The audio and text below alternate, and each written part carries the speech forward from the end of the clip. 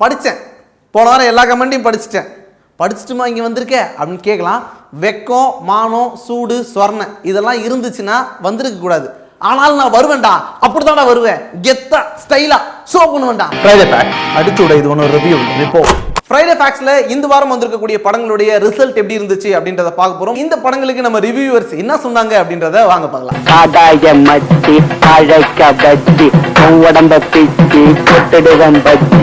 6 படம் ரிலீஸ் ஆனாலும் நம்ம ரிவ்யூவர்ஸ் எல்லாம் 3 படத்துக்கு தான் ரிவ்யூ பண்ணியிருக்காங்க. மீதி 3 படத்துக்கு ரிவ்யூவே பண்ணல. ஏன்? இந்த 3 படங்களுடைய ப்ரொடியூசர் அவங்கள கவனிக்கல அப்படின்னு நினைக்கிறேன். ஏன் இப்படி பண்றீங்க? படம் எடுக்கிறதுன்னு முடிவு பண்ணிட்டீங்கல்ல, ஆரம்பிக்கும் போதே இட்ஸ் பிரசாந்துக்கு இவ்வளோ, ப்ளூ சட்டைக்கு இவ்வளோ அப்படின்னு போட்டுட்டு அதுக்கப்புறமா பூஜை போடுங்க. இப்போ யாருக்கு நஷ்டம்? பாருங்க, இந்த 3 படத்தையும் இவங்க போய் பார்க்கல. முதல்ல நம்ம இட்ஸ் பிரசாந்த் என்ன சொல்லியிருக்காரு அப்படின்றத பார்க்கலாம். மரகத நாணயம் படத்துக்கு இட்ஸ் பிரசாந்த் என்ன சொல்றாரு அப்படின்னா, படத்தை பத்தி ரொம்ப நல்லா சொல்லியிருக்காரு, சூப்பரா இருந்துச்சு அது இது எல்லாம் சொல்லிட்டு கடைசியா ஒரு மேட்டர் சொல்றாரு. படத்துல நான் நொட்டை கண்டுபிடிக்கணும்னா கண்டுபிடிக்கலாம், ஆனா கண்டுபிடிக்கல அப்படின்னு சொல்லியிருக்காரு. நான் கண்டுபிடிச்சிட்டேன். ஏன் அவர் நொட்டை கண்டுபிடிக்கல அப்படின்னா, படத்தோட டைரக்டர் அவரு இருக்காரு. இனிமே நீங்க படம் எடுக்கணும் அப்படின்னா பிரசாந்த் ஒரு மண்ணை தொட்டு நெத்தியில போட்டு வச்சுட்டாங்க, அப்பதான் அவர் நொட்டை கண்டுபிடிக்க மாட்டார். உரு படத்துக்கு பிரசாந்த் என்ன சொல்றாரு அப்படின்னா, படம் நல்லா இருக்கு அப்படின்னு சொல்லியிருந்தாரு. அதிலும் குறிப்பா இந்த படம் 6 படத்துக்கு நடுவில் தொலைஞ்சு போயிடுமோ அப்படின்னு நான் பயந்தேன் அப்படின்னாரு. அந்த பதப்பதப்பு பார்த்து நான் ரொம்ப பெருமைப்பட்டேன். நான் உங்களை என்னென்னமோ நினைச்சிட்டேன், பட் பின்னிட்டீங்க, எங்கேயோ போயிட்டீங்க பிரசாந்த். சினிமாட்டோகிராஃபி மாஸ்டர் கிளாஸ்ல அவர் கண்டுபிடிச்சிருக்க விஷயம் என்ன அப்படின்னா, உரு படத்துல எனக்கு அங்கங்க பிளரா தெரியுதுங்க, போன்ல எடுத்திருக்கீங்கன்னு நினைக்கிறேன் அப்படின்றாரு. அது சினிமாட்டோகிராஃபி பிரச்சனை இல்லை, உங்க கண்ணில் பிரச்சனை. நீங்க என்ன பண்ணுங்க, கண்ணாடியில் பவர் மாறிடுச்சு, வாசனை இருக்கு போங்க, நாங்க இருக்கோம் அப்படின்னு 3 ஆன்டி நிப்பாங்க, அவங்க கிட்ட போய் கண்ணை முதல்ல காட்டுங்க. அதுக்கப்புறமா படத்துல பிளாங்க் இருக்கு, லேக் இருக்குன்னு அடிக்கடி சொல்லுவீங்க, உரு படத்துக்கு சொல்லிருக்கீங்க. ஆனா நீங்க சும்மா நின்று பேசுற இந்த வீடியோலயே கடைசியா ஒரு 45 செகண்ட் பிளாங்க் இருக்கு, அதையே பார்க்க முடியல. படத்துல வர பிளாங்க மட்டும் கரெக்டா பாருங்க. பீச்சாங்கை படத்துக்கும் பிரசாந்த் ரிவ்யூ பண்ணியிருக்காரு. படத்தை பத்தி நல்ல விதமா தான் பேசியிருக்காரு. ஒரு கம்மி பட்ஜெட் படம் அப்படின்றதால இந்த படத்தை எப்படி ரிவ்யூ பண்ணணும் அப்படின்னு ஒரு தேர்ந்த ரிவ்யூவரா ரிவ்யூ பண்ணியிருக்காரு. கம்மி பட்ஜெட் படத்தெல்லாம் இப்படி தான் ஊக்குவிக்கணும் பிரசாந்த், எல்லாம் ஓகே. கடைசியாக அவர் என்ன சொல்கிறாருன்னா, இந்த படம் ஒரு மசாலா படமாகவும் இல்லை, ஒரு டார்க் காமெடி படமாகவும் இல்லை அப்படின்றாரு. அதை நாங்கள் ஒத்துக்கிறோம். சூப்பராக சொல்லிட்டீங்க பிரசாந்த். அப்புறம் பிரசாந்த் ஒரு சந்தேகம், நீங்க ரிவ்யூ விளம்பரத்தோட தான் ஆரம்பிக்கிறீங்க, அந்த விளம்பரத்துக்கு நீங்க கொடுக்குற பில்டப் இருக்குல்ல, இது பாருங்க ரொம்ப நல்ல கடை, சத்தியமா சொல்றேன், எங்க ஆயா சத்தியமா அப்படின்னு தான் நீங்க பேசுறீங்களே, உண்மையிலேயே இதெல்லாம் நீங்க எக்ஸ்பீரியன்ஸ் பண்ணி பாக்குறீங்களா? சோஃபால உட்காந்து பாத்தீங்களா? டூர் பேக்கேஜ்ல போய் பாத்தீங்களா? இல்ல நீங்க பேசுறதெல்லாம் சும்மா காசு வாங்கிட்டு அடிச்சு விடுறீங்களா? ஏன்னா விஷத்தை வித்தா கூட குடிச்சு பார்த்தேன் உடனே செத்துட்டேன் அப்படின்ற மாதிரி தான் பேசுறீங்க. கொஞ்சம் தெளிவா சொல்லுங்க சரியா?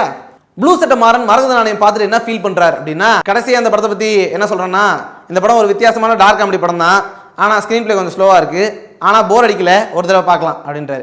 ஏங்க வித்தியாசமான டார்க் அப்படின்னு சொல்லிட்டீங்க, அப்போ அதை பார்க்கலாம். ஸ்க்ரீன் பிளே ஸ்லோவாக இருக்குன்றீங்க, ஆனால் போர் அடிக்கலன்றீங்க. போர் அடிக்காத ஸ்க்ரீன் பிளே ஸ்லோவாக இருக்குது, ஸ்லோவாக இருக்க ஸ்க்ரீன் பிளே போர் அடிக்கல. என்ன அது? செக் கிளியர் ஆகல, கிளியர் ஆகிட்டா எல்லாம் கிளியர் ஆகிடும், அப்படி தானே? அப்புறமா இன்னொரு மேட்டர் சொல்கிறாரு, முனிஷ்காந்த் கூட 3 பேர் வராங்க, அவங்க எதுக்காக வராங்கன்னே தெரில அப்படின்னு. அவங்களாம் எதுக்கு வராங்கன்னா சிரிக்க வைக்க வராங்க. சிரிக்க தெரியுமா உங்களுக்கு? நீங்கள் சிரிச்சு நான் பார்த்ததே இல்லை. ஏதாவது ஒரு காமெடிக்கு சிரிப்பீங்களா நீங்கள்? இந்த படம் பாத்தீங்கன்னா சிரிப்பு வரணும், வரல. ஏன்டா எப்ப பார்த்தாலும் எருமச்சாடிய மூஞ்சில அப்புறம் மாதிரியே தெரியுற? அதான் பிரச்சனை. அடுத்ததா உரு படத்துக்கு நம்ம மாறன் என்ன ஃபீல் பண்ணிருக்காருன்னா, இந்த படத்தை ஹஷ்னு ஒரு இங்கிலீஷ் படத்துல இருந்து எடுத்திருக்காங்க, ஆனா ஒழுங்கா எடுக்கல அப்படின்னு சொல்லிட்டு ஹஷ் படத்துல இவர் இதுவா வருவார், ஆனா இதுல இதுவா வரல, இதுல அவங்க அதுவா வருவாங்க, இதுவா வரல அப்படின்றாரு. அப்போ அதுல வர எதுவாகவும் இதுல வரல இல்ல, அப்போ அது இது இல்ல, அப்புறம் ஏன் ஹஷ் படத்துக்கு நீங்க ரிவ்யூ பண்ணிட்டு இருக்கீங்க? எடுத்த உடனே ஏதாவது ஒரு ஹாலிவுட் படத்தோட பேரை சொல்லணும், அதானே? ஹஷ் படத்தை எத்தனை வாட்டி பாத்தீங்க, இல்ல எங்க போய் பாத்தீங்க? சொல்லுங்க மாறன், சொல்லுங்க. இந்த உரு படத்தை இங்கிலீஷ் படம் நினைச்சுக்கிட்டு பார்க்க கூடாதான். இந்த உலகத்திலேயே உரு படத்தை இங்கிலீஷ் படம் நினைச்சிட்டு பார்த்த ஒரே ஆள் நீங்க தான் மாறன். அடுத்ததா பீச்சாங்கை படத்தை பார்த்துட்டு வந்திருக்காரு. பீச்சாங்கை படத்தை பார்த்துட்டு அவர் என்ன ஃபீல் பண்றாருன்னா, கஜினி மாதிரி ஸ்கிரீன் பிளே இல்ல அப்படின்றாரு. கஜினி படம் வரும்போது இவர் ரிவ்யூ பண்ணியிருந்தாருன்னா அதையும் கல்வி தான் ஊத்திருப்பாரு. அதுக்கப்புறம் படத்துல எக்கச்சக்கமான மிஸ்டேக்ஸ் கண்டுபிடிச்சிருக்காரு. எஸ்டிடி பூத்லாம் யாருக்கு வச்சிருக்கா அப்படின்னா கேட்டிருக்காங்க. அசோக் சொல்லுங்க, அசோக் எஸ்டிடி பூத் யார் வச்சிருக்காங்க? மாறனுக்கு ஃபோன் பண்ணி சொல்லுங்க. பிகைன்வுட்ஸ் மாதவன் என்ன ஃபீல் பண்ணியிருக்காரு அப்படின்னா, படத்துல சிஜி நல்லா இருக்கு அப்படின்னு இருக்காரு. அவர் சிஜின்னு உடனே எனக்கு சிரிப்பு வந்துருச்சு. என்ன ஞாபகம் வந்துச்சு தெரியுமா? கம்போஸ்டிங்னா என்ன?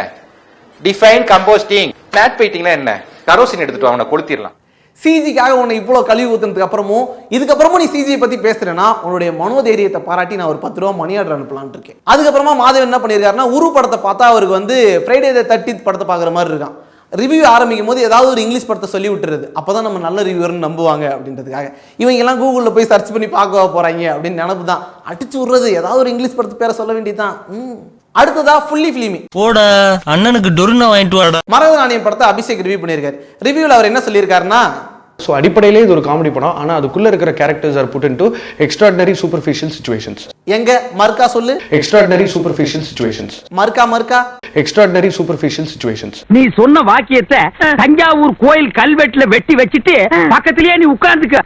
உனக்கு பின்னால வர்ற சந்ததிகள் அதை பார்த்து படிச்சு தெளிவா நடந்துக்குவாங்க. அதுக்கப்புறமா அபிஷேகோட மிகப்பெரிய கண்டுபிடிப்பு என்ன அப்படின்னா, படத்துல ஒரு லாரி வரும். அதை வந்து அவர் ஸ்டீஃபன் ஸ்பீல்பர்க் படத்துல பார்த்திருக்காராம்.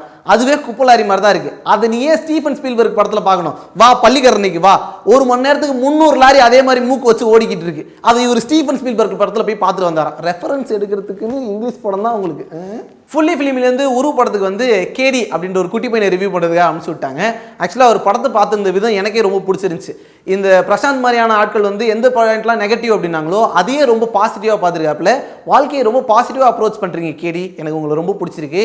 நீங்கள் என்ன பண்ணுங்கன்னா அபிஷேக்கை கூப்பிட்டு ரிவ்யூ பண்ணுறது எப்படி அப்படின்னு ஒரு கிளாஸ் எடுங்க. வேணாம், அபிஷேக் கூட சேராதீங்க, அவன் உனக்கு எடுத்து விட்டுரும், தனியாகவே ரிவ்யூ பண்ணுங்க. அடுத்ததாக செல்ஃபி கார்த்திக் என்ன ஃபீல் பண்ணியிருக்காருன்னா, மரகநாதன் படம் பார்த்தேன், டார்க் காமெடி இல்லை, டார்க்காகவே இல்லை, கலர் பார்த்தீங்க அப்படின்னா ஃப்ரெஷ்ஷாக இருக்குது அப்படின்னு ஃபீல் பண்ணியிருக்காப்புல. டிஏ ஆர்டிஸ்ட்லாம் என்ன பண்ணுறீங்க, கார்த்திக் சொல்கிற மாதிரி பண்ணுங்க. எனக்கு ஒரு டவுட்டு, கார்த்தி வந்து இருட்டாக இருக்கணும்னு கேட்குறாப்புல. அப்போனா நீங்கள் இருட்டு அறையில் முரட்டு குத்து, மாயாக்கா, சாயாக்கடை சரசு மாதிரியான படங்கள் பாருங்கள், படம் பூரா இருட்டாக தான் இருக்கும். அடுத்ததாக ஃப்ரைடே ஃபேக்ஸ் நேயர்களுக்கு ஒரு சோகமான செய்தி. அது என்னன்னா, நம்ம பாஸ்கி ரிவ்யூ போடல. பாஸ்கி எங்க போனீங்க பாஸ்கி? நீங்க ரிவ்யூ போடாததால எங்களுக்கு கண்டென்ட் இல்லாம எவ்வளவு கஷ்டப்பட்டோம் தெரியுமா? செல்ஃபி கார்த்திக் ரிவ்யூலாம் முழுசா உட்காந்து பார்க்க வேண்டியதா போச்சு. நீங்க அடுத்த வாரம் எவ்வளவு வேலை இருந்தாலும் ஒரு ப்ளீஸ் ரிவ்யூ பண்ணுங்க பாஸ்கி. கடந்த வாரம் வெளியான திரைப்படங்களுக்கு ஆன்லைன் ரேட்டிங்ஸ் எப்படி வந்திருக்கு அப்படின்னா, மரகநாயகம் திரைப்படத்துக்கு 2.75 இருந்து 3.5 வரைக்கும் எல்லா சைட்ஸும் கொடுத்திருக்காங்க. பீச்சாங்கை படத்துக்கு 2.5 இருந்து 3 வரைக்கும் எல்லா சைட்ஸும் கொடுத்திருக்காங்க. மற்ற திரைப்படங்களை எந்த சைட்ஸுமே ரிவ்யூ பண்ணல. கடந்த வாரம் வெளியான திரைப்படங்களுடைய பட்ஜெட் பிசினஸ் எப்படி இருந்துச்சு அப்படின்றத பார்க்கலாம். மரகநாயகம் திரைப்படம் 6 கோடி ரூபாய் பொருட்செலவுல உருவாச்சு. இந்த திரைப்படத்தை 2 கோடி ரூபாய் கொடுத்து பிரிண்ட் அண்ட் பப்ளிசிட்டி பண்ணாங்க. இதன் மூலமா படத்துடைய ஒட்டுமொத்த பொருட்செலவு அப்படின்றது 8 கோடியா இருந்துச்சு. இந்த திரைப்படத்துக்கு ஓவராலா திரும்ப இன்கம் அப்படின்றது 6 கோடி வரைக்கும் கிடைக்கும் அப்படின்னு எதிர்பார்க்கப்படுது. இதை வச்சு பார்க்கும்போது ப்ரொடக்ஷன் கம்பெனிக்கு இந்த திரைப்படத்தின் மூலமா 2 கோடி ரூபாய் வரைக்கும் லாஸ் ஏற்படலாம். பீச்சாங்கை திரைப்படம் சுமார் 2 கோடி ரூபாய் பொருட்செலவுல உருவாச்சு. இந்த திரைப்படத்துடைய பிரிண்ட் அண்ட் பப்ளிசிட்டிக்காக 75 லட்சம் ரூபாய் செலவு பண்ணியிருக்காங்க. இதை வச்சு பார்க்கும்போது படத்துடைய மொத்த ப்ரொடக்ஷன் காஸ்ட் அப்படின்றது 2 கோடியே 75 லட்சம். ஆனா படத்துக்கு 1 கோடி வரைக்கும் தான் ரிட்டர்ன்ஸ் கிடைக்கும்னு எதிர்பார்க்கப்படுது. இதை வச்சு பார்க்கும்போது படத்துடைய தயாரிப்பாளருக்கு 1 கோடியே 75 லட்சம் ரூபாய் வரைக்கும் லாஸ் ஏற்படலாம். உரு திரைப்படம் 3 கோடி ரூபாய் பொருட்செலவுல உருவாச்சு. படத்துடைய பிரிண்ட் அண்ட் பப்ளிசிட்டிக்காக 75 லட்சம் வரைக்கும் செலவிடப்பட்டது. இதை வச்சு பார்க்கும்போது படத்துடைய மொத்த ப்ரொடக்ஷன் காஸ்ட் 3 கோடியே 75 லட்சம். ஆனா படத்துடைய ரிட்டர்ன்ஸ் அப்படின்றது 1 கோடி வரைக்கும் தான் இருக்கும். அப்படின்றதால ஒரு திரைப்படத்துக்கு 2 கோடியே 75 லட்சம் ரூபாய் வரைக்கும் லாஸ் வரலாம். தங்கரதம் திரைப்படம் 2 கோடி ரூபாய் பொருட்செலவுல உருவாச்சு. படத்துடைய பிரிண்ட் அண்ட் பப்ளிசிட்டிக்காக 50 லட்சம் ரூபாய் செலவு பண்ணாங்க. இதை வச்சு பார்க்கும்போது படத்துடைய ஒட்டுமொத்த ப்ரொடக்ஷன் காஸ்ட் அப்படின்றது 2 கோடியே 50 லட்சம். ஆனா இந்த திரைப்படத்துக்கு ரிட்டர்ன்ஸ் அப்படின்றது வெறும் 15 லட்சம் வரைக்கும் தான் கிடைக்கும்னு எதிர்பார்க்கப்படுது. மொத்தமா பார்க்கும்போது 2 கோடியே 35 லட்சம் ரூபாய் இந்த திரைப்படத்துக்கு லாஸ் ஆகலாம். வெருளி திரைப்படத்துடைய தயாரிப்பு செலவு அப்படின்றது 2 கோடி. படத்துடைய பிரிண்ட் அண்ட் பப்ளிசிட்டிக்காக 30 லட்சம் ரூபாய் வரைக்கும் செலவிடப்பட்டது. ஆனா படத்துடைய ரிட்டர்ன்ஸ் அப்படின்றது வெறும் 10 லட்சம் வரைக்கும் தான் வரும்னு எதிர்பார்க்கப்படுது. இதை வச்சு பார்க்கும்போது இந்த திரைப்படத்துக்கு 2 கோடியே 20 லட்சம் ரூபாய் வரைக்கும் லாஸ் ஏற்படலாம். புலிமுருகன் திரைப்படத்தை தமிழ்ல 3Dல மாத்தி வெளியிட்டு இருக்காங்க. 3Dக்கான செலவு, டப்பிங்கான செலவு அப்படின்னு படத்துடைய ப்ரொடக்ஷன் காஸ்ட் அப்படின்றது 50 லட்சம் ரூபாய் வரைக்கும் செலவாயிருக்கு. படத்துடைய பிரிண்ட் அண்ட் பப்ளிசிட்டிக்காக 50 லட்சம் ரூபாய் செலவு செய்ய இந்த திரைப்படத்துடைய ஒட்டுமொத்த பட்ஜெட் 1 கோடியா மாறினது. ஆனா படத்துக்கான ரிட்டர்ன்ஸ் அப்படின்றது வெறும் 20 லட்சம் ரூபாய் வரைக்கும் தான் இருக்கும். அப்படின்றதால புலிமுருகன் திரைப்படத்துக்கு 80 லட்சம் ரூபாய் வரைக்கும் லாஸ் ஏற்படலாம். கடந்த வாரம் 6 திரைப்படங்கள் ரிலீஸ் ஆச்சு. இந்த 6 திரைப்படங்களும் ஒட்டுமொத்தமா வர்த்தகம் செஞ்சது எவ்வளோ அப்படின்னு கணக்கிட்டு பார்க்கலாம். அப்படின்னும் போது இந்த 6 திரைப்படங்களுடைய மொத்த தயாரிப்பு செலவு அப்படின்றது பிரிண்ட் அண்ட் பப்ளிசிட்டியோட சேர்த்து 20 கோடியே 30 லட்சமா இருந்துச்சு. ஆனா தயாரிப்பாளர்களுக்கு திரும்ப வந்த தொகை அப்படின்றது வெறும் 8 கோடியே 45 லட்சம் மட்டும்தான். இதை வச்சு பார்க்கும்போது 6 திரைப்பட தயாரிப்பாளர்களுக்கும் ஒட்டுமொத்த லாஸ் அப்படின்றது 11 கோடியே 85 லட்சம் வரைக்கும் இருக்கலாம் அப்படின்னு கணக்கிடப்பட்டிருக்கு. என்னங்க ஃப்ரைடே ஃபேக்ஸ்ல எப்போ பார்த்தாலும் எல்லா வாரமும் லாஸ்னே சொல்லிட்டு இருக்கீங்க, எந்த படமுமே ஓடலையா, எந்த படத்துக்குமே லாபம் வரலையா அப்படின்ற கேள்வி எல்லார் மனசுலையுமே எழலாம். நாங்களும் லாஸ் அப்படின்றத சந்தோஷமா சொல்ல, ரொம்ப கனத்த மனதோட தான் சொல்றோம். லாஸ்ன்னு சொல்லும் போது எங்களுக்கும் வலிக்குது. ஏன்னா தயாரிப்பாளர்கள் நல்லா இருந்தால் தான் சினிமா நல்லா இருக்கணும்னு தான் நாங்கள் நினைக்கிறோம். ஆனால் இந்த லாஸுக்கு நிறைய காரணங்கள் இருக்குது. அதை தான் தமிழ் சினிமாவுடைய தயாரிப்பாளர்கள் கவனிக்கணும். ஒவ்வொரு வாரமுமே 5 படத்துக்கு மேலே வருது. ஒரு சாமானிய ரசிகன் எத்தனை படத்தை போய் பார்க்க முடியும்? அதை தயாரிப்பாளர்கள் யோசிக்கணும். ஒரு படம் நல்லா இருக்கு அப்படின்னு நான் சொல்லி என்னோட ஃப்ரெண்டு கிட்ட சொல்லி என் ஃப்ரெண்டு போய் பார்க்கறதுக்குள்ள அந்த படத்தை தியேட்டர்லேருந்து எடுத்துட்டு வேற படத்தை போட்டுறாங்க. அப்போ அந்த படம் எப்படி இருக்கு அப்படின்னு கேட்குறான். இப்படி வார வாரம் அதிகப்படியான படங்கள் வரும்போது எந்த படத்தை பார்க்கறது எந்த படத்தை விடுறது அப்படின்ற கன்ஃபியூஷன்ஸ் இருக்கு. நல்ல படம் அப்படின்னு நம்ம ஒன்று நினைச்சு இந்த படத்தை பார்க்கலாம்னு நினைக்கிறதுக்குள்ளேயே அந்த படம் தியேட்டர் விட்டு போயிடுது. இந்த காரணங்களாலேயே ஒரு படம் நல்ல படமா இருந்தாலுமே கூட அந்த படம் லாபம் சம்பாதிக்க முடியாம போயிடுது. இந்த வருஷத்தை பொறுத்த வரைக்கும் பாகுபலி திரைப்படத்துக்கு மட்டும்தான் பாகுபலி ரிலீஸ் ஆகி அடுத்த வாரத்தில் எந்த படமும் ரிலீஸ் ஆகல. இதனால பாகுபலியால நல்லா கலெக்ட் பண்ண முடிஞ்சிச்சு. இந்த வருஷத்துடைய டேட்டா அப்படின்னு எடுத்து பார்க்கும்போது பாகுபலி, மாநகரம், யமன் இந்த திரைப்படங்கள் மட்டும்தான் தயாரிப்பாளர்களுக்கு லாபகரமா அமைஞ்சிருந்தது. இப்படி மாங்குன்னு பல பேருடைய உழைப்பை கொட்டி ஒரு வாரத்துக்கு 6 திரைப்படத்தை கொண்டு வந்து யாருக்காக கொண்டு வரோம் அப்படின்ற கேள்வி எழுது. எத்தனை ரசிகர்கள் அந்த படத்தை பார்க்க வராங்க அப்படின்றது. இதை தாண்டி இதனால லாபம் அடையக்கூடியது யூடியூப் ரிவ்யூவர்ஸும் கார்னர் சீட் காதலர்களும் தான். யூடியூப் ரிவ்யூவர்ஸ் கூட பாருங்க, இந்த வாரம் 6 படம் ரிலீஸ் ஆச்சு, 3 ரிவ்யூ பண்ணாங்க, 3 ரிவ்யூ பண்ணல. இது எல்லாத்துக்கும் மேல இந்த படத்தை தியாகம் செஞ்சு போய் பார்க்கறது, கார்னர் சீட்ல போய் படம் பார்க்கணும்னு ஆசைப்படக்கூடிய காதலர்கள் தான். வீக் டேஸ்ல பாத்தீங்க அப்படின்னா தியேட்டர் எப்படி வந்து ஆக்குபை ஆகுது அப்படின்னு ரிசர்ச் பண்ணலாம் அப்படின்னு நாங்க நிறைய சைட்ஸ்குள்ள போய் பார்த்தோம். இதுல எல்லா தியேட்டர்லயுமே வீக் டேஸ்ல மண்டே மார்னிங் காலையில 10 மணி ஷோக்கு ஒட்டுமொத்த தியேட்டரும் காலியா இருக்கும்போது ஓரோல 2 சீட்டு மட்டும் ஃபுல்லா இருக்கு. இவங்க படம் பார்க்க தான் போறாங்களா? நல்லா யோசிச்சு பாருங்க. தமிழ்நாடு முழுக்க இதே நிலவரம் தான். வீக் டேஸ் அப்படின்னாலே ஒட்டுமொத்த தியேட்டரும் காலியா இருக்கு. இதுல 3 ரோ தள்ளி ஒவ்வொரு ரோலையும் கார்னர் சீட்டை நம்ம ஆளுங்க போய் பிடிச்சிடுறாங்க. இவங்க படம் பார்க்க தான் போறாங்களா அப்படின்றது நமக்கே தெரியும். இதனால தியேட்டர் ஓனர்ஸ்லாம் ஃபீல் பண்றது என்ன அப்படின்னா, நம்ம என்ன ஏசி போட்டு தியேட்டர் கட்டி வச்சிருக்கோமா இல்ல லாட்ஜ் கட்டி வச்சிருக்கோமா அப்படின்னு எல்லா தியேட்டர் ஓனர்ஸுமே ரத்த கண்ணீர் வடிச்சுக்கிட்டு இருக்காங்க. இப்படி போயிட்டு இருக்க தமிழ் சினிமாவுக்கு ஒரு மிகப்பெரிய அரக்கனா அச்சுறுத்த களமிறங்கிறது தான் ஜிஎஸ்டி. ஜிஎஸ்டி தயாரிப்பாளர்களுக்கும் விநியோகஸ்தர்களுக்கும் 18%ஆகவும் டிக்கெட்டுக்கு 28%ஆகவும் வரப்போகுது. ஏற்கனவே 120 ரூபா கொடுத்து பார்க்கறதுக்கே மூக்காலா எழுதிட்டு இருக்கக்கூடிய நம்ம ஆளுங்க இன்னும் 28% அதிகமாச்சுன்னா எப்படி ஃபீல் பண்ணுவாங்க அப்படின்றத நம்ம உணரணும். இது எல்லாத்துக்கும் காரணம் யாருன்னா நம்மளே தான்.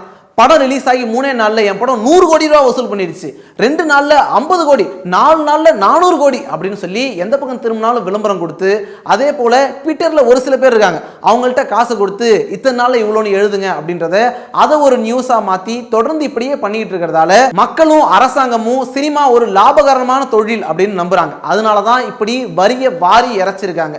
இது எல்லாத்தையும் தாண்டி உண்மையான ரிப்போர்ட்டை யாருமே கொடுக்கறது இல்லை. இப்போ பாலிவுட்ல பார்த்தீங்க அப்படின்னா ஒரு படம் ஓடி முடிச்ச உடனே இந்த படம் இவ்வளோதான் வசூல் பண்ணுச்சு அப்படின்றத உண்மையான ரிப்போர்ட்டாக கொடுக்குறாங்க.